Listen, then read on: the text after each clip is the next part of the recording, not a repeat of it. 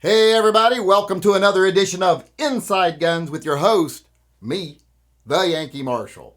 Today I'm going to do a little bit of a rant here because I'm a little bit hot. So this might be a little disjointed throughout the video here, but bear with me. I want to talk about a video I made yesterday. I want to talk about what people are saying on it, and I want to challenge some cowards to a debate. Here's the thing. Yesterday I did a video talking about how I think it's heinous that these gun organizations are crafting lawsuits in a way to get injunctions that only protect their members.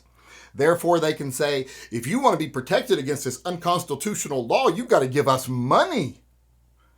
I'm sick of them doing that. It's been a new trend. It started in Illinois, being really apparent, and now it's spreading. And a lot of people came on to defend them saying, oh no, they're not trying to get it limited. They're trying to get it for everybody, but the courts are limiting it. That's absolutely 100% false. In most cases, courts can't even do that. They can only deal with the case in front of them. Here's the thing. They can't really add plaintiffs to a case. Judges can't really do that. So what they're doing, these gun organizations, is they're limiting the plaintiffs. They're only making their members plaintiffs. If you look at a couple of different suits, like say you look at the one in Texas and you look at one in Illinois, you look at the plaintiffs. Now in Texas, it does include the state of Texas, plus, these people, the GOA members, etc. So therefore it covered GOA members everywhere, all the people of Texas because they were listed as a plaintiff, but everywhere else, if anybody wants to be protected, they have to join the GOA. Because they didn't list the people of the United States or the people of California or the people of New York or the people of any other states. And they did that intentionally. Now, this lawsuit was crafted by the state of Texas, so they weren't going to get themselves left off of it, but they were more than happy to let the GOA sign on and then leave everybody else out of it so that the GOA could use that to raise membership. And if you look at the other lawsuit, it just lists the organization as the plaintiff. A judge can't add plaintiffs. If I go sue McDonald's saying, oh, those quarter pounders were actually only 0.2 pounds, I want, a certain percentage of my money back, and I win my case, well, McDonald's only owes me money. They don't owe everybody who's ever bought a quarter pounder money because the judge doesn't add plaintiffs. Now, if I said I'm suing on behalf of me and the state of California or Oregon or whatever, well, then I won. Well, then they would owe the money back to everybody in California that had bought the burgers. But since if it's just me suing, I'm the only plaintiff, well, then they just owe it to me. That's the way lawsuits work. And that's the way the gun organization are crafting these lawsuits. They're crafting them in a way that they have limited liability, or not limited liability, limited scope, and therefore they can tell people, hey, you got to join us if you want to be part of this. Like I said in my video yesterday, when I became life members of these groups, I didn't tell them to fight for just my rights. I told them to fight against unconstitutional laws for everybody. Because not everybody can afford to be a member. But all they care about is their bottom line. And like I said, all you got to do is look at the lawsuits and you can clearly see who they're suing on behalf of. They're suing on behalf of themselves. And in Texas's case, the state of Texas made sure they were on it so that they got protection for their citizens. But that's not the case in most of these new ones. Like I said, it's a scam. And like I said in the video yesterday, it's limited protection because it's only until the cases get heard in court and then these temporary injunctions disappear.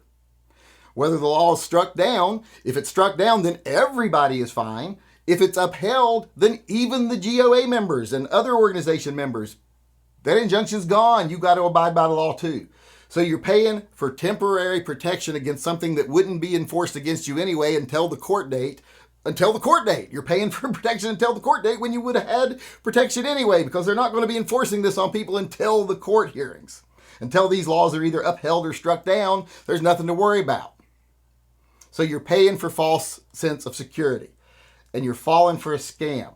Now, I know a lot of people out there are falling for the whole idea that it's not the gun right groups, it's the judges. The FCP even went, or whatever they are, Firearms Policy Coalition, FPC. They went to the judge and asked for clarification because they wanted to cover everybody. No, they didn't. They know how they worded their lawsuit, and they went to the judge for clarification to make sure that everyone knew it doesn't cover everybody, that it only covers the plaintiffs, which was the FPC. FPC.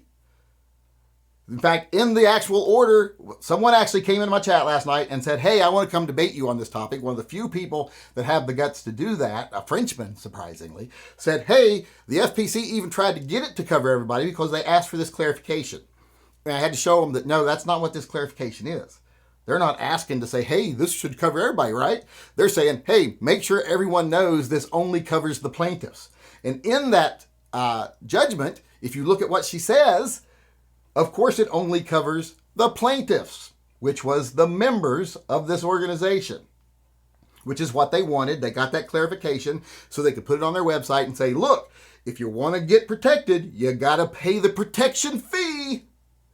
Sound familiar to anyone? It's like fucking mafia.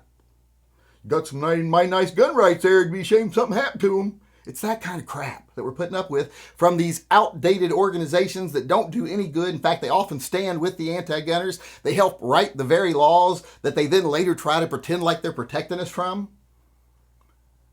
They siphon off probably 70-80% of all the money we donate to the actual fight for their own personal needs. They are a dinosaur. They're unnecessary. They're not around anymore. And they use lies to defend these unscrupulous tactics they engage in to try to drive up membership. There's a good article online talking about how they're getting their memberships up using these tactics if you want to read it. I'll try to remember to put a link in the comment section of this video, or the description of this video, I should say. But like I said, this is all garbage. They're doing this on purpose. And if you're falling for it, stop falling for it. And if you're someone that believes it, like I said, come into my chat. I have a live chat every night. Tonight's at 6 p.m. Pacific time. Here's a link in the upper corner of this video. All you got to do is click on it.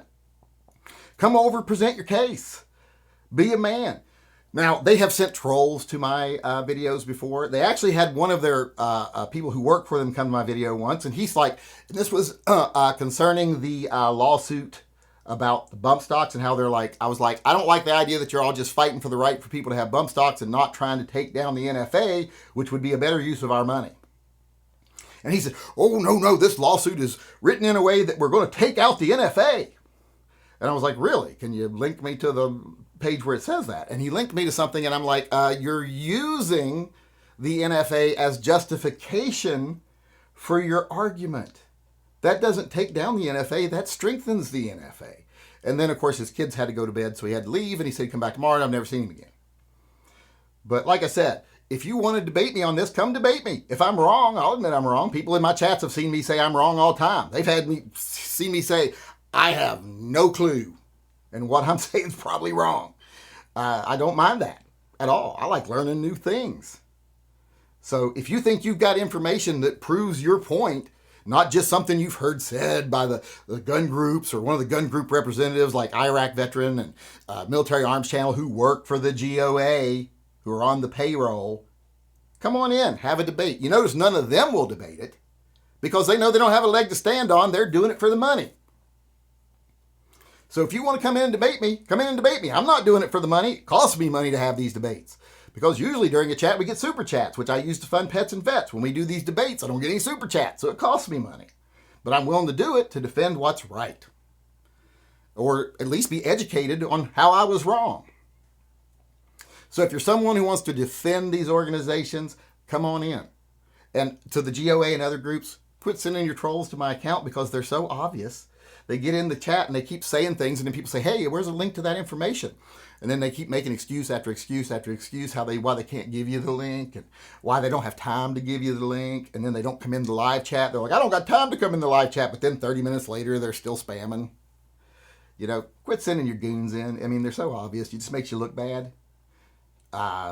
And yes, I do know you do it. I've talked to people who've talked to you, and you know you do it too. So stop it. It just makes y'all look bad. I know you, like I said, you're all outdated. You're dinosaurs. You are basically leeches on the gun community, sucking away most of the money in the gun community. And you're afraid people are realizing that, and you think that you're kind of stopping it with all this propaganda, and you are fooling some people. But eventually, that'll come back to haunt you. So what I would tell you to do here, what do you call that when you give someone advice? My advice would be stop doing that. It's going to hurt you in the long run. Start being honest with people, which will mean that you will eventually go away, but you would think that'd be your goal, to go away. But I know a lot of you are making big bucks off of it, so you don't want it to go away. And that's what it really comes down to. There's people defending the money, and then there's people defending our rights. And these big gun groups, they're defending the money. So don't fall for their crap. They're extorting you into joining these groups because they are fading away because they know they're not needed. Stop falling for their shit. People fell for this from the NRA for so long, as I was sitting here going blue in the face telling you what the NRA was doing, and everyone ignored it and told me I was an asshole until it became so blatant that no one could ignore it anymore. But now you notice the people that went, oh, I denounced the NRA when the checks stopped flowing, are now slowly going back to the NRA now that the money's flowing again. So ask yourself, why is that? It's because of the money. It's not because of what's right. But like I said, if you think I'm wrong and you think you're right, come in, be a man, debate it. I'll give you time to speak. You can say whatever you want uninterrupted, and then you can do one of two things. You can either bounce or you can stick around and we'll talk it out. See who's right, who's wrong. It's an open challenge to any of you out there. Big gun channels, people who don't even have a channel, any of you. Representatives of these organizations, any of you. And I know you hear these challenges. Don't act like you don't. I know you do. My channel's not big, but you still know what I say. So answer my challenge. Man up. If you think you got a defensible position, come in and defend it. And like I said, we'll see who's right and who's a profiteer.